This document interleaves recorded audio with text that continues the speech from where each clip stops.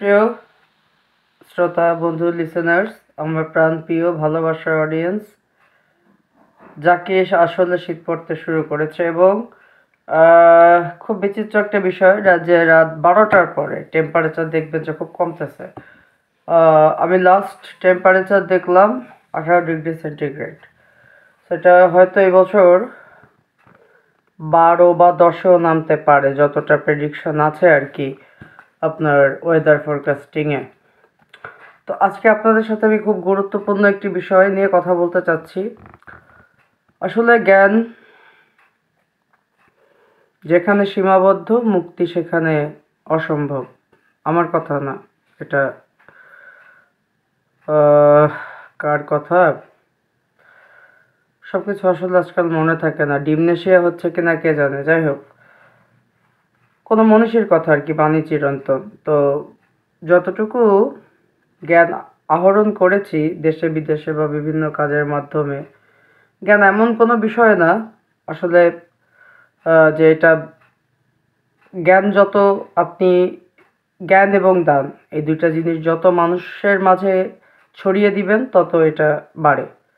তো জ্ঞান এমন কোনো বিষয় না যে যেটা আপনার হচ্ছে আহ, গহনার মতো, যে যে গহনা ব্যবহার করে মানুষ, যে আপনার লকারে ঢুকায় আপনার যে ব্যাংকে বা কোথাও লুকায় রাখতে হবে সিন্ধুকে।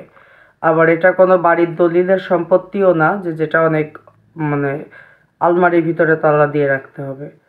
সো আমি একটা চিন্তা করছি। তো এই চিন্তাটা আসলে আমি একা করলে হবে না। আপনারা যেমন এই প্ল্যাটফর্মে আমাকে সহায়তা করছেন, ভালোবাসা দিয়ে যাচ্ছেন অবিরাম। এবং আমি ফকিরহাটের সন্তান, বারবার বলেছি আমি খুব কম দিন এখানে পড়াশোনা করেছি, তারপরেও এই জায়গাটার উপরে আমার যে টান, পৃথিবীর যে প্রান্তেই গেছি না কেন আমাকে বারবার এখানে আমার শিকড়ে টেনে নিয়ে আসছে। সবার চিন্তাধারা তো আসলে একরকম হয় না পৃথিবীতে, তাই না? তো আমি চাচ্ছি যে আমি এই যুগে সবচেয়ে বেশি অ্যাডভান্স তারাই যারা ইংলিশে খুব বেশি পারদর্শী এবং আইটিতে। তো আমার যতটুকু জ্ঞান আছে, আমি অনেক জ্ঞানী কখনোই বলি না, আমি জ্ঞান সমুদ্রের মানে এক বিন্দু ধূলিকণার মতো আর কি। তারপরও যতটুকু আছে, যতটুকু আমি আহরণ করছি, আমি চাইতেছি যে সবার পক্ষে তো আইএলটিএস বা টফেল এগুলো আসলে এত এক্সপেন্সিভ যে এটা করা সম্ভব হয় না। বা আইটিতে যে কোনো সেন্টারে ভর্তি হতে হয়, তারা সেখানে একটা হিউজ টাকা নেয়।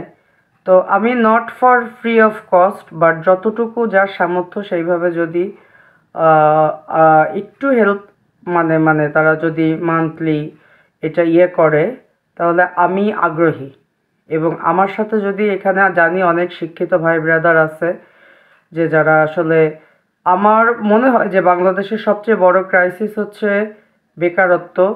কারণ আপনি যদি কাউকে মাদকের বদলে, অস্ত্রের বদলে কলম ধরায় দেন, কাজ ধরায় দেন, তাকে টাকার নেশা ধরায় দেন সৎ পথে, অবশ্যই সে অন্য কোনো নেশার দিকে ছুটবে না। কিন্তু কোনো কাজ থাকে না, মানুষ ফ্রাস্ট্রেট হয়ে যায় বলেই তারা কিন্তু অন্য অন্য নেশার দিকে ছোটে।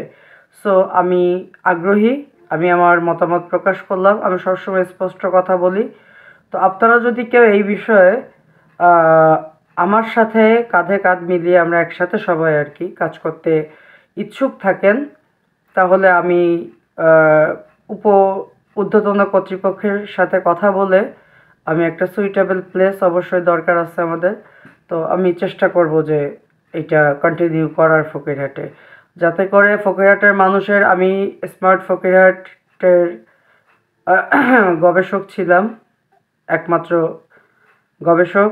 আমার সাথে সহায়তা করেছে সবাই, সব দপ্তর, কৃষি অধিদপ্তর, কৃষি সম্প্রসারণ অধিদপ্তর, অবশ্যই মাননীয় তৎকালীন মাননীয় টিওনো স্যার, উপজেলা যিনি চেয়ারম্যান ছিলেন, তারপরে স্বাস্থ্য বিভাগ, পিআইও, তারপরে আমাদের জেলা, এই যে কাউন্সিল অফিস যেটাকে আমরা বলি আর কি, জেলা পরিষদ।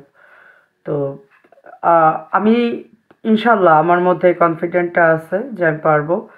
তো আমি চাই যে এই ডক্টরেট মুখে ডক্টরেট এটা না, আমি আমার কাজেও আমার আমার আব্বা সবসময় চাইতেন আমি ডাক্তারি পড়ি, শুধু মানুষের সেবা করার জন্য। কিন্তু আমি আব্বাকে বুঝাইতাম যে আমার ডাক্তারি পড়ার কোনো ফ্যাসিনেশন নাই, আমার সারা ডক্টরেটশিপ করেও অনেক কিছু করা যায় এবং সবচেয়ে বেসিক যেটা দরকার সেটা হচ্ছে শিক্ষার মান উন্নয়ন, প্রকৃত শিক্ষা। ওই যে বলেছি গতানুগতিক অনার্স মাস্টার্স পাস আমি, এরকম শিক্ষা না।